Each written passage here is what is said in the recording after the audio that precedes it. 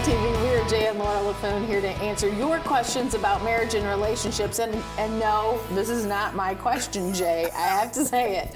Here it is, though. I think she wrote it in. I think she wrote this one.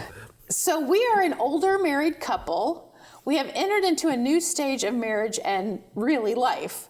There are times when we are too tired or too hot to even want to hold hands. You know, it's so classic.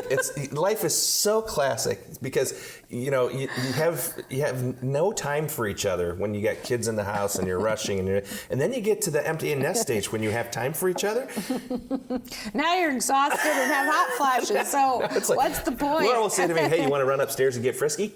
I'm like, "I can either run upstairs or get frisky. You choose." And then by the time we get upstairs, she's having a hot flash and it's like, "Don't touch me, don't touch me, don't touch me." So yeah, if you have an answer to this question, please send it to us because we can't figure it out. You know, other than the same old, you go back to the basics. You have to communicate. I mean, life just continues to happen and we continue to change and we continue to grow in different areas and you just have to, that's why it's so important early in your marriage to learn to communicate about important money, things. Sex, family, because as you get older, it's gonna still be the same issue. You're just gonna have to communicate differently about it, and there's gonna be different issues. And here's another idea.